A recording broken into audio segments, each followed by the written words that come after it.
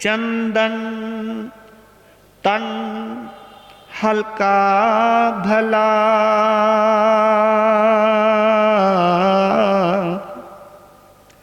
मन हल्का सुखकार, पर हल्के अच्छे नहीं वाणी और व्यवहार। चंदन तन हल्का भला, मन हल्का सुखकार।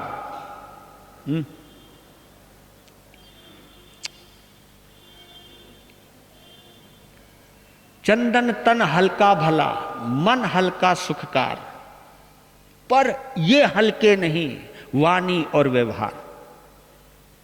आपका तन हल्का हो बहुत अच्छी बात, ये तो आप भी मानते हो ना। तन कैसा चाहिए? हल्का। जो भारी वजन के होते हैं, भारी वजन होता है, जिनके शरीर फैला हुआ रहता है, वैसे बुरा मत मानना कोई बैठा हो इसमें, पर लेकिन कभी कभी मोटापा अपने आप में एक बहुत बड़ा रोग माना जाता है। जितना शरीर फैलता जाता है, बीमारी उतनी आने की संभावनाएं ज़्यादा रहती हैं, क्योंकि स्पेस मिल जाता है। जहाँ स्पेस मिलता है, कोई जगह मिल जाती है, तो गंदी चीज ही आएगी। तो कहते हैं कि तन चंदन तन हल्का भला, मन हल्का सुखकार। शरीर हल्का रहे तो बहुत अच्छा, क्योंकि आदमी फटाफट बैठ भी सकता है, फटाफट उठ भी सकता है, फटाफट चल भी सकता है, फटाफट आ भी सकता है, और हर काम में फुर्ती सी बनी रहती है। अब जब आदमी को बैठने के बारे में भी सोचना पड़े, और आदमी को बैठकर फिर उठने के बारे में भी सोचना पड़े कि उठूं कि ना उठूं। हुआ था एक बार हमारे हरियाणा में, मेरे गुरुदेव के समय की एक घटना है। हरियाणा का शहर तो क्या बोलूं, एक आदमी बहुत 6 फुट का था, पर लेकिन फैला हुआ बहुत था।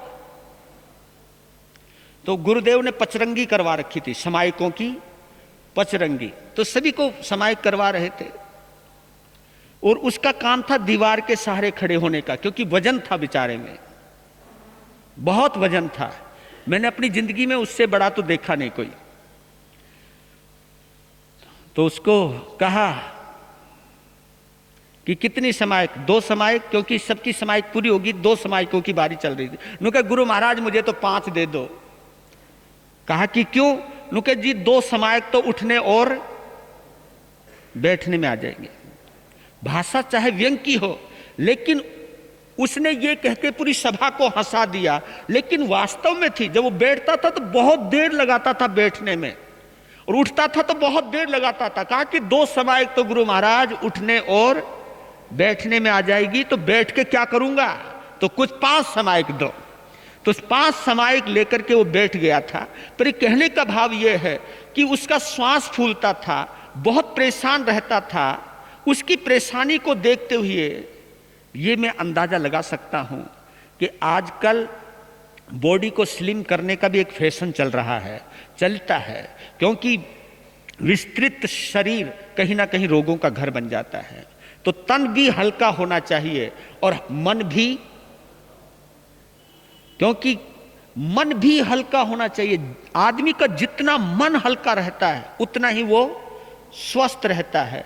और जिसका मन बोझिल यानी चिंता में है, तनाव में है, तो मन अगर बोझिल है तो वो भी स्वस्थ व्यक्तियों में। और बताऊं आपको, कई बीमारियां तो मन की वजह से ही पैदा होती है। बल्कि एक डॉक्टर ने तो यहां तक कहा कि हमारे शरीर के अंदर 100 प्रकार के रोग हैं, तो 100 प्रकार के रोगों में से 90 प्रकार के रोग तो केवल किसके द्वारा? मन के द्वारा।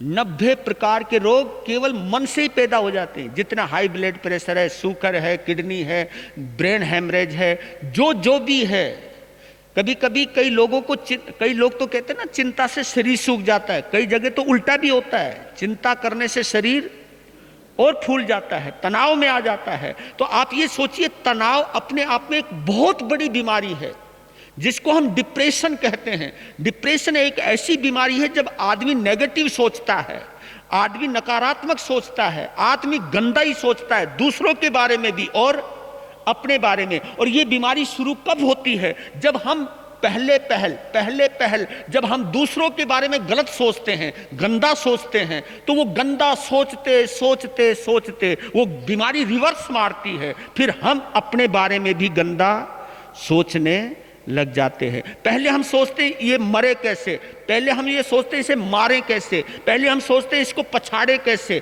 पहले हम सोचते हैं इसको नीचा कैसे दिखाएं। जब हम उसमें कामयाब नहीं होते, क्योंकि बीमारी तो रिवर्स भी मारती है, फिर आदमी अपने तक पहुंच जाता है। तो डिप्रेशन की बीमारी बताओ हल्के मन वालों को होती है, बोझिल मन वालों को होती है? डिप्रेशन किनको होता है? जिनका मन हल्का है उनको होती है, जिनका मन भारी है। भारी है बीमारी, चाहे शरीर हो, चाहे शरीर भारी हो, चाहे मन भारी हो। जहां भारी है वहां, जोर से बोलो, जहां भारी है वहां बीमारी है। बस शरीर भारी होने लगे, सावधान हो जाओ। और कभी कभी शरीर कम से कम आपके हमारे कंट्रोल में नहीं हो तो कम से कम एक चीज तो है कंट्रोल में, कम से कम मन को तो हल्का रख सकते हैं, मन को तो भारी। और बताऊं आपको, दूसरे के ऊपर भार डालोगे तो मन आपका ही भारी होने वाला है। तो इसलिए कहते कि पर हल्के अच्छे नहीं वाणी और व्यवहार। कुछ चीजें हल्की अच्छी लगती हैं, कुछ चीजें भारी भी अच्छी लगती हैं। कौन कौन सी? आपकी वाणी कैसी होनी चाहिए? वजनदार। आपके शब्दों में वजन होना चाहिए, शब्दों में, आपकी बोली में दम होना चाहिए। वो हल्की नहीं, हल्के वचन नहीं बोलना। वाणी में दम होना चाहिए, शब्दों में दम होना चाहिए। वजनदार शब्दों का जब हम उपयोग करते हैं तो आपका व्यक्तित्व भी वजनदार बन जाता है। आपका व्यवहार भी कैसा होना चाहिए? शालीन व्यवहार को हम वजनदार व्यवहार कहते हैं, कि प्रभावित होते कि भाई कुछ भी हो, आपकी वाणी से, आपके व्यवहार से आपके कुल खानदान का परिचय मिलता चला जाता है।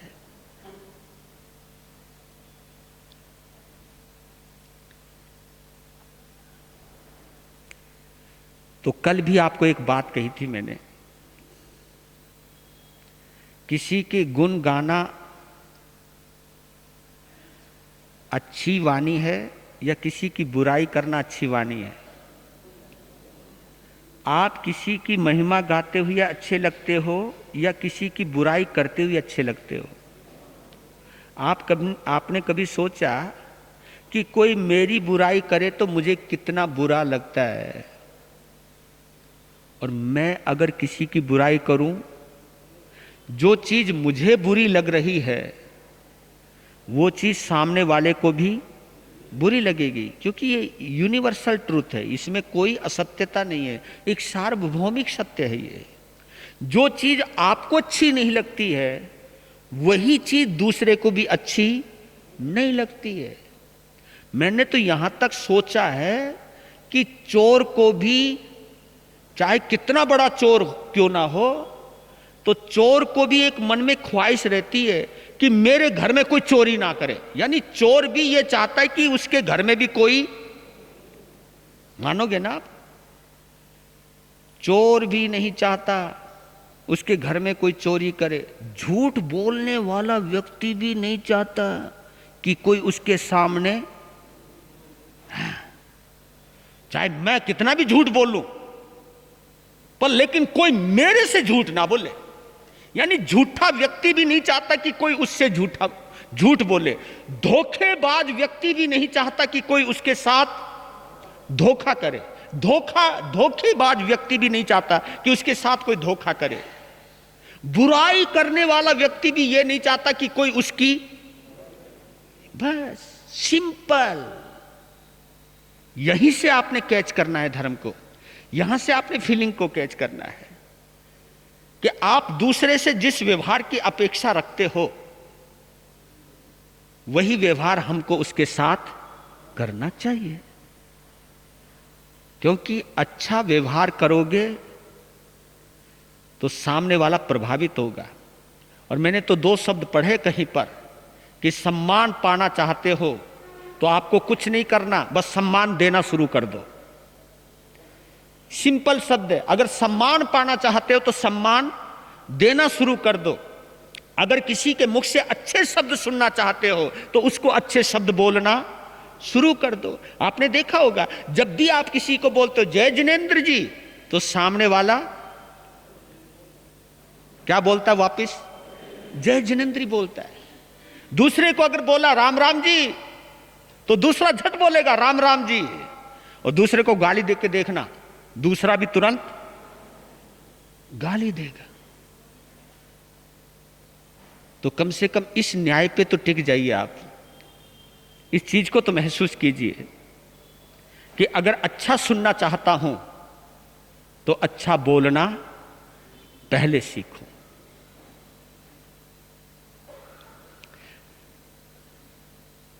दसवें कालिक सूत्र के अंदर एक पंक्ति आई है, वाया दुरुत्तानी दुरुद्राणी वेरानुबंधिनी महाभयानी। ये शब्द आए हैं वाचा के ऊपर कि वाया दुरुत्तानी दुरुद्राणी वेरानुबंधिनी महाभयानी, कि दुष्ट रीति से बोले हुए वचन, वाया दुरुत्तानी वाचा, यानी गलत तरीके से जब हम शब्द बोलते हैं वो शब्द नहीं होते, बल्कि गंदे शब्द, कड़वे बोल कांटे बन जाते हैं। क्या बन जाते हैं? कांटे बन जाते हैं। वाया दुरुत्तानी, जब हम दुष्ट रीति से कोई वचन बोलते हैं तो वो वचन कांटे बन जाते हैं। और वो जो कांटा अंदर पड़ा रहता है, जब तक वो कांटा अंदर पड़ा रहेगा तब तक वो कस कस करता रहेगा, कस मसाता रहेगा। तो एक सीक्वेंस दी है कि कड़वे वचन पहली बात तो बोलना नहीं चाहिए। क्यों नहीं बोलना चाहिए? कि एक बार अगर आपने किसी को जलील कर दिया तो वो शब्द जल्दी से अंदर से निकलते नहीं है, अंदर पड़े रहते हैं। बोलने के बाद बोलने वाला भी फ्री माइंड से नहीं रहता कि वो ये सोचता है कि आज तो मेरा मौका लग गया इसको जलील करने का, इसको बेइज्जत करने का, लेकिन जब भी इसको मौका मिलेगा तो ये भी मुझे जलील करने का मौका नहीं छोड़ेगा। यानी गंदा बोल करके एक भय भी अंदर आ गया कि जोश जोश में मैंने गंदा तो बोल दिया, लेकिन इसकी कीमत सामने वाला मुझे क्या देगा इसका अभी मैं अंदाजा नहीं लगा सकता। क्योंकि जो शब्द मैंने फेंके हैं वो सीधे इसके दिल को चुभे हैं, और जब तक इसके दिल में वो शब्द चुभते रहेंगे और ये मौका जरूर तलाशेगा अपना बदला लेने के। तो आप देखिए उन शब्दों से वैर परंपरा चल पड़ती है, द्वेष की परंपरा, वैर भाव। इसने मुझे वहां जलील किया था, मैं भी इसका बदला लूंगा। आपको बतला देता हूं,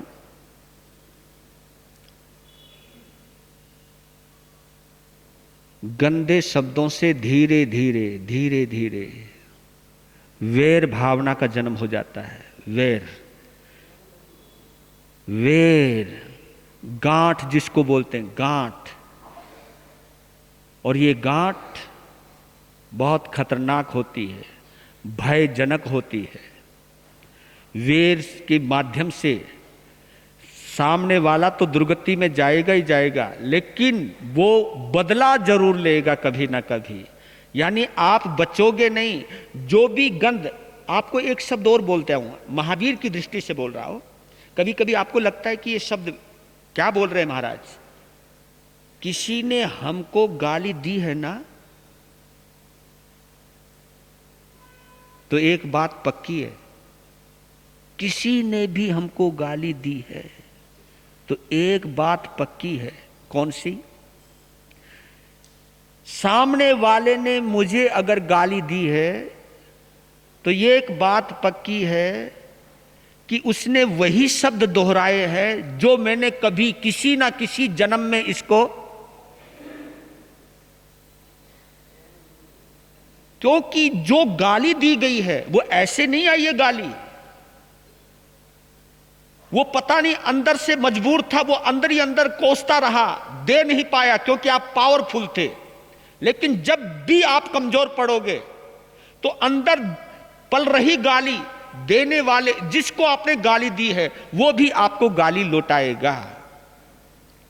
इसलिए कहता हूं कि जहां जहां भी आपको गालियां मिलती हैं, ये मत सोचना कि वो उसने मुझे गाली दी है, आप ये सोचना कि मैंने किसी जन्म में या कभी भी ये गंदे शब्द मैंने इसके अंदर डाले थे, अब इसका मौका मिल गया, ये शब्द मुझे वापिस मुझे ही तो मिलने थे, मेरे शब्द मुझे ही मिलने वाले हैं।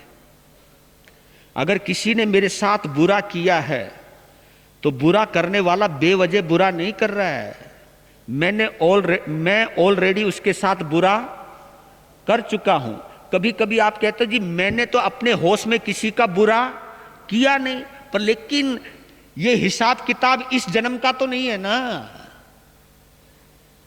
जब गज सुकुमाल मुनि को 99 लाख भवों के पहले जो कर्म बांधे थे उसको भोगने के लिए कौन सा भव, 99 लाख भवों के बाद में माजरा बदल गया सब कुछ। वहां एक लाचार बच्चा था और वहां अब लाचार नहीं रहा सोमिल ब्राह्मण, उसने अपना बदला लिया। यानी ये शब्द हमें कब मिलेंगे, इसलिए हमारे धर्म में एक शब्द दिया गया इस वैर परंपरा को खत्म करने के लिए कि आलोचना कर लो।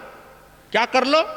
आलोचना कर लो, प्रतिक्रमण कर लो, तुरंत इस कर्म को निमटारा कर दो। अगर गाली देकर के तुमने क्षमा याचना नहीं की, निश्चित रूप से कभी ना कभी वो गाली तुम्हें मिलने वाली है, और किस रूप में मिलेगी इसका आप अंदाजा नहीं लगा सकते, क्योंकि जमीन के अंदर एक बीज पड़ा है, एक बीज पड़ा है। जब वो बीज अंकुरित होकर ऊपर आएगा तो उसके ऊपर एक ही फल नहीं लगेगा, एक ही टहनी नहीं लगेगी, एक ही पत्ता नहीं लगेगा, उससे पता नहीं कितने बीज पैदा होने वाले हैं। ये तो चक्रवर्ती ब्याज है भैया, ये तो तुम्हें पता होगा ना। चक्रवर्ती ब्याज क्या होता है? ये बैंकों से जो लोन लेते हो और कभी कभी तो ब्याज के ऊपर भी उसको चक्रवर्ती ब्याज कहते हैं। ये हिसाब किताब चुकाना पड़ेगा। इसलिए कम एक ही रास्ता बतलाता हूं, किसी ने गाली दी आपको, ये तो जरूर सोच लिया करो कि इसने वही दिए जो मैंने इसको दिए थे। इसीलिए मुझे इस संबंध में एक सुरेंद्र शर्मा की कविता याद आती है। हास्य कवि हुआ है, नाम तो सुना होगा। व्यंग है, आपका माइंड भी जरा तरोताजा हो जाएगा। और व्यंग में उसने क्या गजब की बात बोल दी, उसको महसूस करना, व्यंग का भी आनंद लेना, और इस व्यंग में क्या प्रेरणा है, इस व्यंग के जरिए वो कहना क्या चाहता है, इसको भी समझने का प्रयास करना। मुझे बहुत प्यारी कविता लगती है तो ये थोड़ा राजस्थानी पुट है इसके अंदर, और आप राजस्थानी हो ही, तुमको अच्छी तरह से समझ में आएगी। नहीं, हरियाणवी और राजस्थानी दोनों मिक्स करता है वो। तो बोलता है, लोग लुगाइयो, अब ये मत कहना महाराज की आवाज बिगड़ गई, अब मुझे तो वही बोलना पड़ेगा जो शब्द हैं उसके। तो बोलता है, लोग लुगाइयो सज्जन भाइयों, थाने एक राज्य की बात बताओ। लोग लुगाइयो सज्जन भाइयों, थाने एक राज की बात बताऊं, रामलीला में मैं लक्ष्मण को पारट कियो थो। रामलीला में लक्ष्मण को पारट कियो थो। 20 दिन को मैं किस्सो सुनाऊं, 20 दिन को, यानी उस दिन को, 20 दिन को मैं किस्सो सुनाऊं जे दिन शूर्पणखा की नाक कटनी थी। जे दिन शूर्पणखा की नाक कटनी थी, 20 दिन में अकड़ो सो या सोचे थो। 20 दिन में अकड़ो सो या सोचे थो, रे लक्ष्मण आज तो तेरी जय जयकार बुलेगी। क्योंकि चरित्र का सर्टिफिकेट मिलने वाला था, करैक्टर का सर्टिफिकेट मिलने वाला था। रे लक्ष्मण आज तो तेरी जय जयकार बुलेगी, पण तभी स्टेज पर बेलन आयो। पण तभी स्टेज पर बेलन आयो, अइया लागो जइया कोई आने से पहले अपनो विजिटिंग कार्ड भिजवावे। अइया लागो जइया कोई अपने आने से पहले अपनो, क्योंकि बड़े बड़े ऑफिस के अंदर लोग अपना विजिटिंग कार्ड भिजवाते हैं। अइया लागो जइया कोई आने से पहले अपनो विजिटिंग कार्ड भिजवावे, रे बालन के पाछे पाछे मारी घरवाली चली आवे। क्योंकि बेलन फेंकने की ताकत तो भैया इसी डिपार्टमेंट में और किसी के पास है नहीं। जो रोटी बना के खिला सके वो बेलन भी चला सके। इनके कोई ज्यादा हथियार नहीं है, लिमिटेड हथियार है, पर हैं बड़े गजब के हथियार। बुरा मत मानिए, मैं आपकी कोई निंदा नहीं कर रहा हूं, पर बोल रहा है बेचारा, कवि बोल रहा है, भाई बालन के पाछे पाछे मारी घरवाली चली आवे। लोगा ने या सोची कि शूर्पणखा आ गई। लोगा ने या सोची कि शूर्पणखा आ गई। ताली पीटी, मैं चुपके से अपनो माथो पीटो। मैं चुपके से अपनो माथो पीटो। पर्दा के पीछे से ओंजू डायरेक्टर बोलियो। क्योंकि पहले रामलीला होती थी तो पर्दे के पीछे, पुरानी रामलीलाएं ऐसी होती थी, पर्दा के पीछे से डायरेक्टर बोलियो, रे थारी घरवाली तो साचा नी शूर्पणखा लागे है। थारी घरवाली तो साचा नी शूर्पणखा लागे है। थे 21 ही नाक काट दो, काटो रोग थे 21 ही नाक काट दो। मैं बोलियो, रे डायरेक्टर काटनी तो दूर आज ताई छुई भी कोनी। काटनी तो दूर आज ताई छुई भी कोनी। बा कही, डायरेक्टर बोलियो, बा कही थे लक्ष्मण बनो है। हाँ, थे लक्ष्मण बनो है, नाक तो थाने काटनी ही पड़ेगी।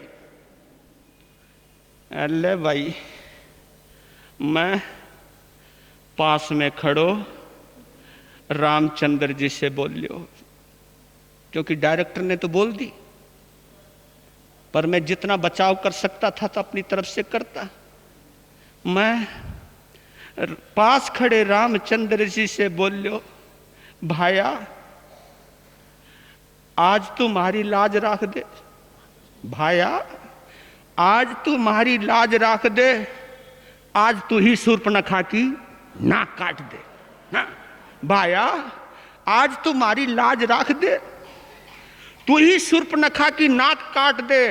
बाद में तू चाहे रावण मारे से मरवा लियो, बाद में चाहे रावण तू मारे से मरवा लियो, पन वाह क्यों माखी के छाते में हाथ देवे थो। पन माखी का छत्ता समझ गए होंगे, मधुमक्खी का छत्ता। पन वाह क्यों माखी के छाते में हाथ देवे थो। साफ नाट गयो, साफ नाट गयो।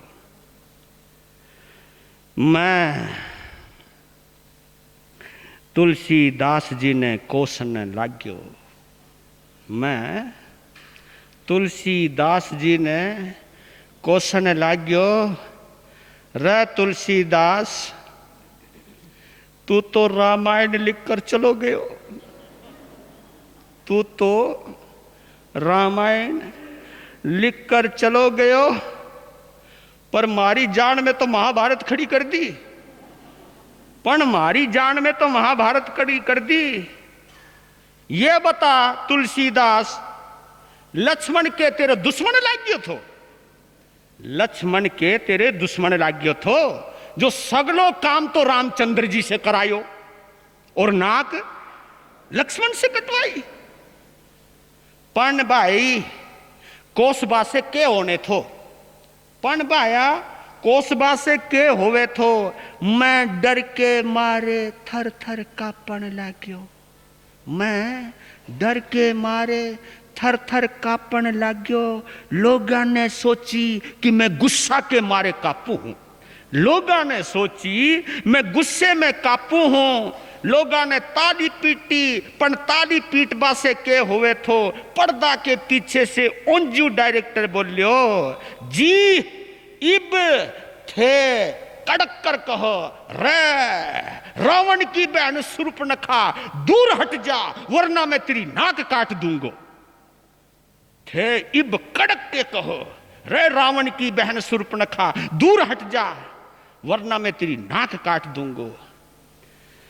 पन मारे में किसी कड़क धरी थी और किसा डायलॉग याद रवे थो, पण मारे में किसी कड़क धरी थी और किसा डायलॉग याद रहे थो। मैंने तो सारा डायलॉग भूल कर या कही, मैंने तो सारा डायलॉग भूल के या कही, रे कल्लू की मां, रे कल्लू की मां, मैं थारो इकलौतो खसम लागू हूं, मैं थारो इकलौतो खसम लागू हूं, ते आज मारे से नाक कटा ले, घर में जाके तू चाहे मारी गर्दन काट लियो। इब थे मारे से नाक कटा ले, घर जाके तू चाहे मारे से मारी गर्दन काट लियो। पन मारी घरवाली में तो चंडी चढ़ी हुई थी, वाने मारी ही नाक काट के लहूलुहान कर दी, वाने मारी ही नाक काट के लहूलुहान कर दी। और लोगों ने ताली पीटी, लोगों ने ताली पीटी, क्योंकि लोगों ने तो नाक कटने से मतलब थो, लोगों ने तो नाक कटने से मतलब थो, चाहे शूर्पणखा की कटो और चाहे लक्ष्मण की कटो, क्योंकि लोगों ने तो नाक कटने से मतलब थो। तो बाया मैं तो नाक कटा के घराने आयो।